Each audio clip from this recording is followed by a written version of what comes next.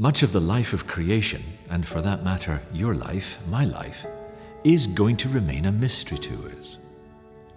So God invites Job to see a bigger picture than even his suffering. Is creation a mistake? Well, yes, if all you see is your suffering.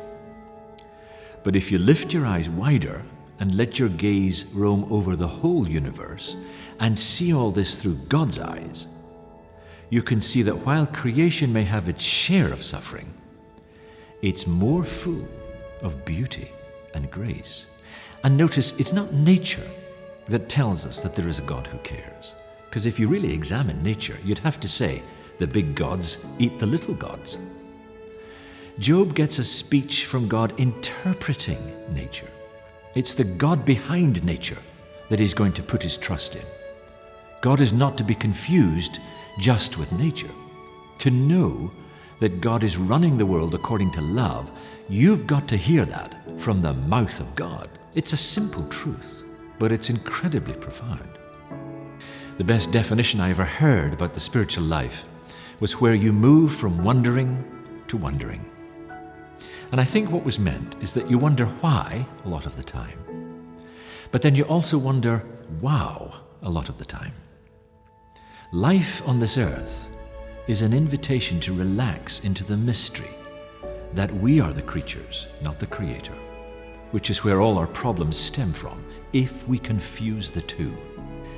It's a gentle reminder that because we are human, we want to know why, but because we are human, we cannot know why. The world in all its beauty and diversity is held together by the powerful love of God. Love is the way God puts it all together.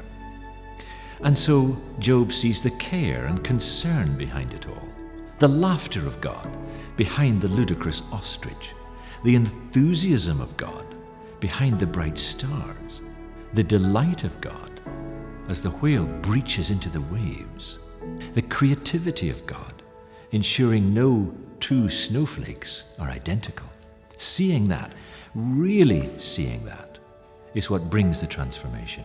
That creativity, that enthusiasm, that delight proves that God cares so much for everything and everyone, so that we have our eyes open to see that it's not suffering that binds everything together, it's love.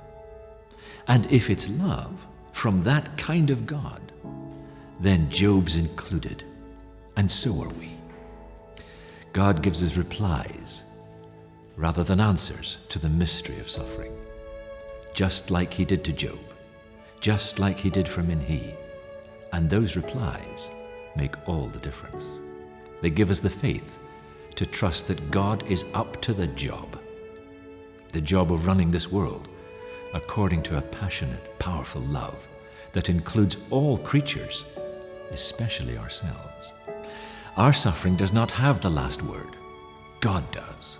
And that word, that reply, shows us a world bursting with his care.